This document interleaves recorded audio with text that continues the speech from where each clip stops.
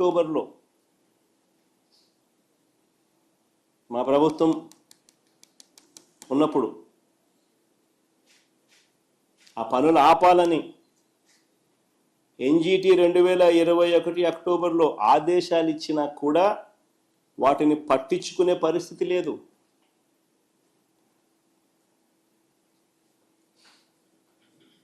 రెండు 2022లో ఎన్జిటి తెలంగాణకు 920 కోట్ల రూపాయల జరిమానా విధించింది.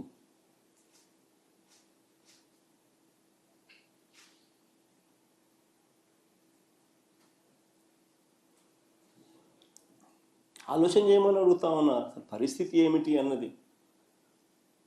ఒకవైపు చూస్తే తెలంగాణ లిఫ్ట్లో అయితేనేమి, తెలంగాణ పవర్ హౌస్ ఆపరేషన్స్ అయితేనేమి, ఏకంగా శ్రీశైలంలో 777 అడుగుల నుంచి 825 అడుగులకే ఏకంగా రోజుకు 8 టీఎంసీలు నీళ్లు శ్రీశైలం నుంచి వెళ్ళిపోతా ఉన్న పరిస్థితులు. రోజుకి 8 టీఎంసీలు.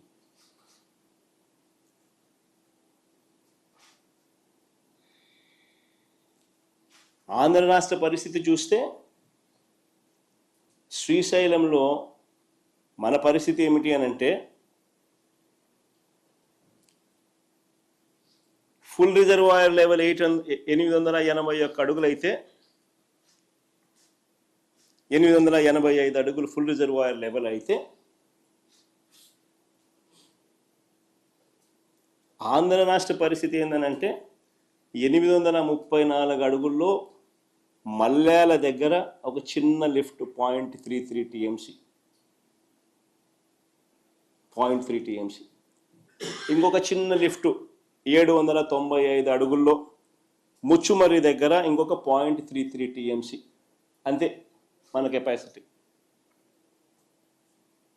అక్కడ 8 టీఎంసీలు, ఇక్కడ మన కెపాసిటీ 0.6 టీఎంసీ కెపాసిటీ. అది కూడా 834, 795. 834లో 0.3 టీఎంసీ, 795లో 0.33 టీఎంసీ. ఇది మన capacity. Srisailam reservoir level full reservoir level 885. పోతిరెడ్డిపాడులో నుంచి డిజైన్ డిశ్చార్జ్ మేరకు నీళ్లు బయటికి రావాలి అని అంటే 881 అడుగులు ఉండాలి. నేను అడుగుతా ఉన్నా, మరి రోజుకు 8 టీఎంసీలు 777 నుంచి 825 అడుగులకే రోజుకి 8 టీఎంసీలు నీళ్లు శ్రీశైలం నుంచి ఖాళీ అవుతా ఉంటే ఎప్పుడు 881 అడుగులు వస్తుంది? ఎప్పుడు శ్రీశైలం నిండుతుంది? ఎప్పుడు నీళ్ళు వస్తాయి? ఎన్ని రోజులు వస్తాయి? మరి కిందున్న రాయలసీమ అయితేనేమి, నెల్లూరు అయితేనేమి, ఈ ప్రాంతాల పరిస్థితి ఏమిటి?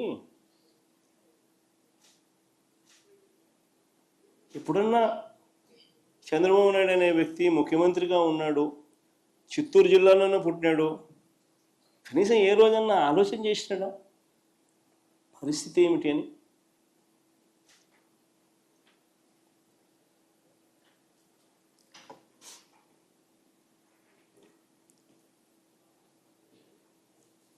ఇలాంటి విపత్కర పరిస్థితుల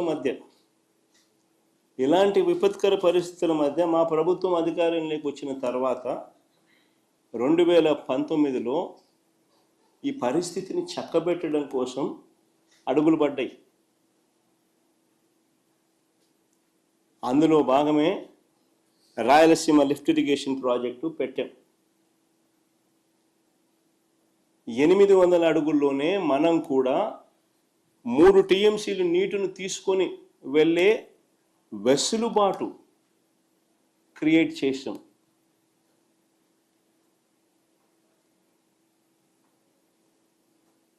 మనం కూడా 800 అడుగుల్లో 3 టీఎంసీల రోజుకు 3 టీఎంసీల కెపాసిటీ నీటిని తీసుకెళ్లే వెసులుబాటును మనం కూడా రాయలసీమ లిఫ్ట్ ద్వారా క్రియేట్ చేసే కార్యక్రమానికి శ్రీకారం చుట్టాం.